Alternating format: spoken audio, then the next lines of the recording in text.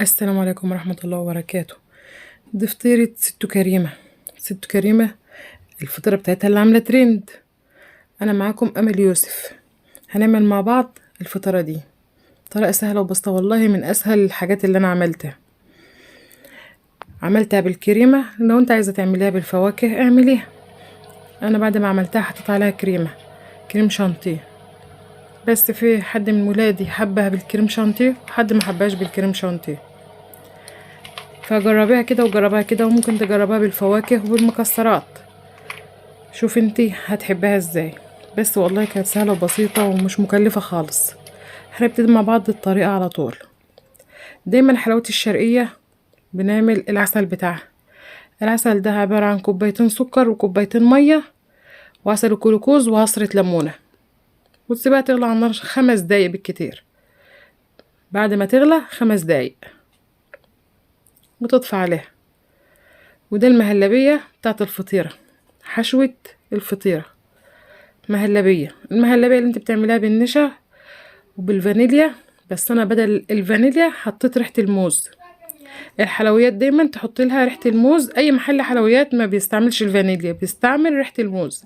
ولو جبت ريحة الموز من عند العطار هتحسي ان انت دخلت محل حلواني. هنبتدي مع بعض الطريقة على طول. دي الفطيرة بتبقى 4 طبقات. ده اول طبقة فردتها كده وحطيت التانية، وبين كل طبقة والتانية شوية زيت او سمنة سايحة. بالطريقة دي مفيش اسهل من كده. ما تنسيش تحط اللايك وتعمل اشتراك للقناة.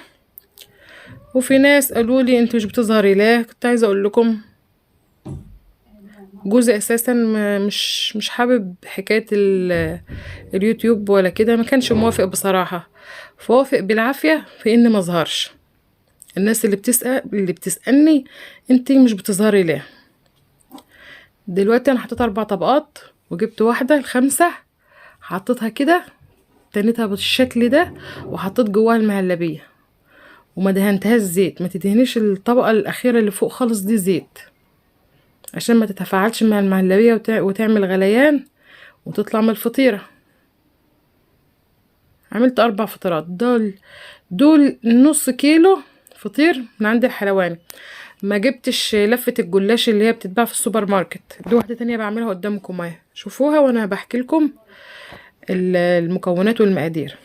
نص كيلو لفة جلاش من عند الحلواني. لفة الجلاش اللي من عند الحلواني بتبقى احلى من لفة الجلاش اللي بتجيبها من السوبر ماركت. فدي نص كيلو من عند الحلواني. ممكن تجيبي كيلو وتحطي في التلاجة عندك وتستعملي نص بنص. النص ده انا هعمله بالمهلبية، هيبقى من الحلويات، والنص التاني نويت اعمله يبقى جلاش باللحمة المفرومة. واحيانا برضو اجيب كنافة واحطها برضو في الفريزر بالطريقة دي. بجيب برضو نصين او نص واعمله ونص تاني واعمله كده. عملتها بالشكل الجميل ده وكانت مفيش اسهل من كده. اي حد له اي استفسار يقولي. عملت 4 وبعد ما خلصتهم حطيت عليهم شوية زيت صغيرين. البتاعة دي بتنزل زيت قليل خالص، ما تشوفهاش كده تحس ان هي بتنزل كتير، لا هي بتنزل نقط كده بسيطة. بس مهم جدا تحطي على وش الجلاش عشان يبقى لونه حلو. وولعت الفرن تقريبا ما كملتش في الفرن يجي ربع ساعة. وعلى فكرة ما ولعتش الشواية.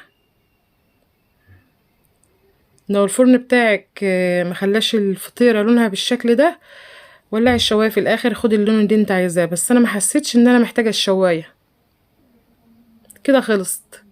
وتعملي الكريم شانتيه، ما تحطيش الكريم شانتيه عليها الا بعد ما تبرد خالص. انا قطعتها كانت مقرمشه من بره وهشه وطريه من جوه. اللي انا قطعتها قلبتها اهي، شوف شكلها حلو ازاي. بعد ما بردت خالص حطيت عليها الكريم شانتيه، كانت ممتازه زي ما قلت لكم. فحد حباها بالكريم شانتيه وفي اللي حبوها ساده. ولو عندك فواكه ممكن تحط فواكه او مكسرات. بتنفع تشكلي فيها زي ما انت عايزة. وده جزء من صلاة عيد الأضحى. كل سنة وانتم طيبين، ويا رب يكتب لنا كلنا يا رب الحج. كل سنة وانتم طيبين حبايب قلبي.